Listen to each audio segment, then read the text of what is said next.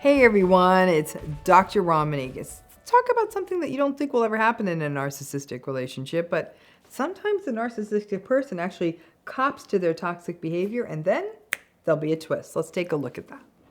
So, one of the grand frustrations of the narcissistic relationship is that they don't cop to their behavior. They don't take responsibility. They are not accountable.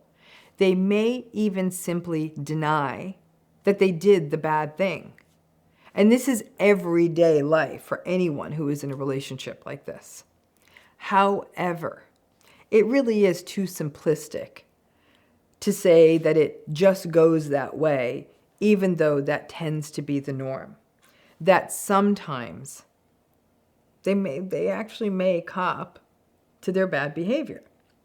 You might be in a relationship with someone who's quite clearly narcissistic through their behavior, and they might say, yep, I did not empty the dishwasher even though you told me to, so they don't gaslight you on that. They might say, yeah, I did. I just forgot to put the gas in the car. Whoops. Or they might say, yeah, I did fool around with someone else while you were out of town. Or, nope, I did not take the taxes to the accountant on time. Or, I did not remember to get you a gift, so that's why you're getting this gift card. They may do that. And they may do it, as you could see from that list, about big things or small, about dirty dishes or infidelity. And you might think, well, come on now, if they come clean, I guess they're not really gaslighting me. Does that really track with narcissism? I mean, I thought the narcissistic folks never took accountability. Well, then comes the next part.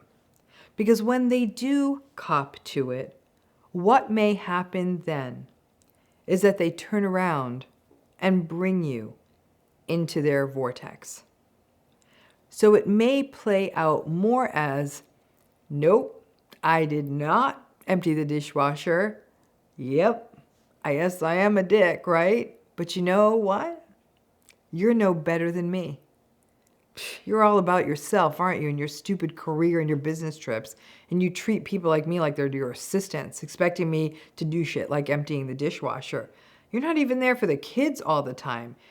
They feel like they don't even have a parent half the time, and yet you care about BS like, oh, did he empty the dishwasher? So sure, they cop to it, but then you get all of that. Or maybe it's your narcissistic parent who pulls this idea of, nope, I didn't get you a gift, but here's a gift card, get what you want. And they might say, I own it, I couldn't be bothered with your gift this year. And that kind of makes us the same, doesn't it? I'm not surprised. I forgot like this and I had to do this. I really must have done something wrong. There must be something wrong with me because I've raised such an ungrateful and cold child. So clearly I messed up in raising you. And you were always so unappreciative when I've given you a gift that I guess it just went out of my memory, because why would I want to do that to myself again? Really, you have made me into a bad person. So with those two examples, I hope you can see where this is going. Their copping to it, as it were, is simply them teeing up to knock you down. And in many cases, the insult that they come in with goes for the jugular, that you're a terrible parent, that you are a terrible child. So it's not as though you're going to welcome their insight when they own up to whatever the thing they did was, the thing that they take ownership of. They're now saying, okay, if I'm going down, this terrible thing I did, you're going down with me and you are going to sink deeper. This sort of 1-2 twisted gaslight fandango is something that some of you may have experienced. And because they were sort of, if you will, accountable, it may throw you off and give more plausibility to the bad thing that they said to you. Because now they've done the thing, right? From emptying the dishwasher to coming clean. Like, you might say, yikes, I didn't know the kids had that attitude. Or, God, am I cold or ungrateful? You're so stuck there that even though they technically did take responsibility, it's buried under a big pile of confusing crap. The mantra of these narcissistic, toxic, antagonistic relationships, as I've been saying all along, is that you can't win. And something that may feel like the beginning of a win should make you a little anxious, because it may simply be, like I said, teeing up.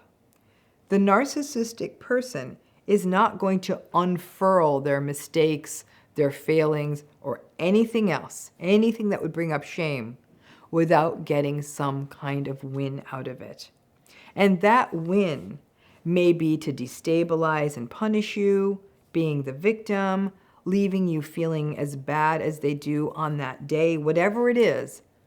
For a narcissistic person, whether by someone else or themselves to have an error or a mistake pointed out brings up shame, and projected shame obviously looks like insults, right? And they're projecting their shame on you. It's going to feel like an insult.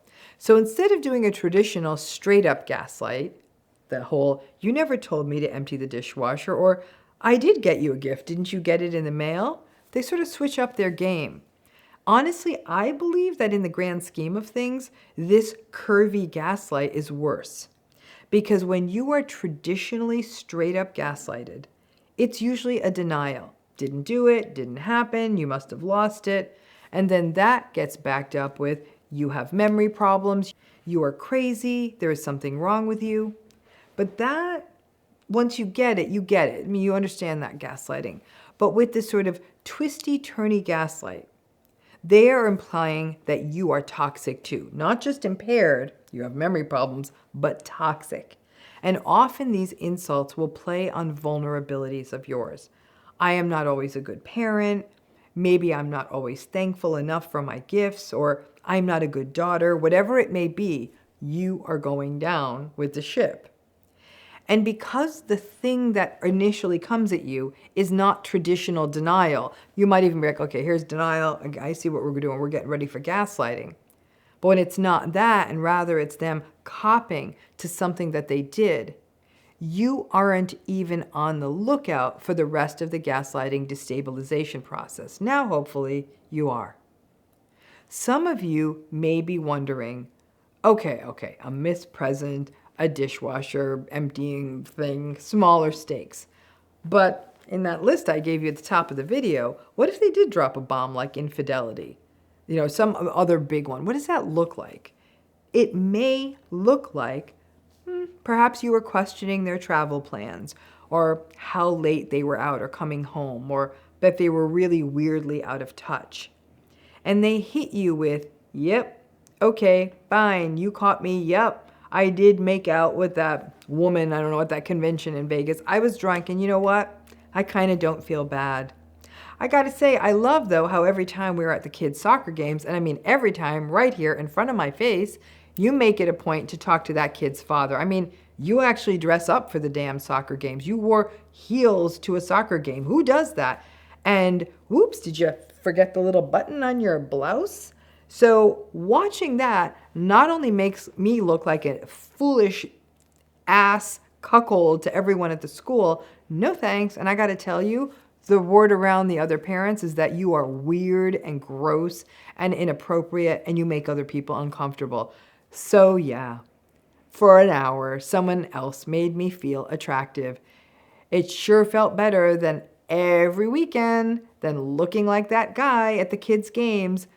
So you're listening to this. You haven't even digested the betrayal, the makeout in Vegas, and then they hit you with that.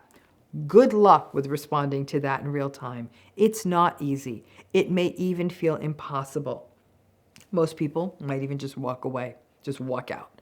Except it's that constant building of the reality muscle. You had on heels because you came straight from a really important presentation at work. You were wearing a coat that day, so no, there was no unbuttoned shirt because it was cold, and you felt nothing for that man. Your kids are friends. So you've got to reel yourself back to reality quickly, but that's much easier said than done when you're being painted out as the sleazy soccer mom.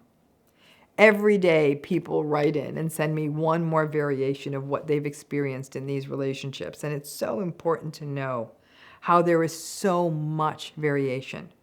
Remember, the gaslighter, the manipulative person, or the narcissistic person's focus is to maintain power, dominance, and control, and that image of themselves as the good one. And the best way to do that is to make you the bad one. The good one only looks good if there's a bad one in the picture, right? So always be careful when they take ownership of a behavior so clearly. Because many times in these relationships, especially if it's very clear that it's a long-term gaslighted narcissistic relationship, it means something bad may be coming your way. Be ready for it. And stuff like this, and because, stuff like this, anything to do with healing and all these patterns, please look into my new book, It's Not You. The pre-order link is right there in the video description. Please check it out. And if you think it's something that'd be helpful for you, would love if you would get it. Thank you so much.